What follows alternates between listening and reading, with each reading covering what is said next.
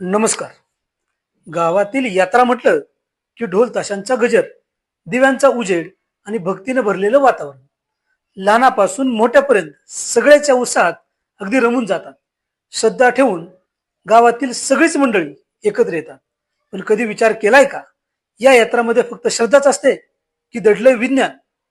चला तर मग जाणून घेऊया या व्हिडिओमधून. यात्रा म्हणजे केवळ देवदर्शन नाही, तर ती आहे एक सामाजिक कनेक्शन वाढवणारी प्रक्रिया.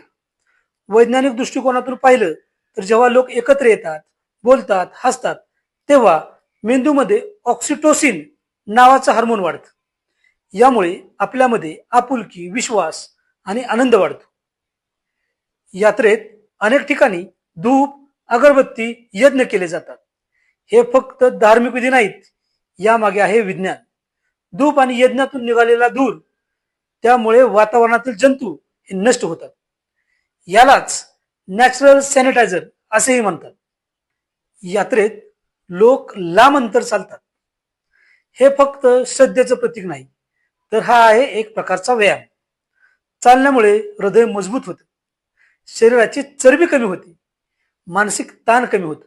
म्हणजे यात्रेमध्ये भक्ती आणि फिटनेस हे दोन्ही आपल्याला एकत्रच मिळतात. यात्रेत भजन आणि कीर्तन यामुळे वातावरण मनमोहक बनतं. यांच्या गायनामुळे मेंदूमध्ये डोपामिन आणि एन्डॉर्फिन नावाचे हार्मोन तयार होतात. या हार्मोनमुळे आपलं नैराश्य दूर होतं आणि आपलं मन हे प्रसन्न राहतं.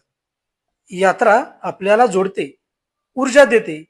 म्हणून गावातील यात्रा ही केवळ देवपूजा नाही, ती आहे आपल्या संस्कृतीचा, विज्ञानाचा आणि एकतेचा संगम.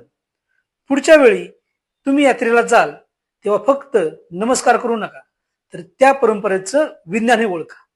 असेच माहितीपर व्हिडिओ पाहण्यासाठी चॅनलला सबस्क्राईब करा, व्हिडिओला लाईक आणि कमेंट करा. धन्यवाद.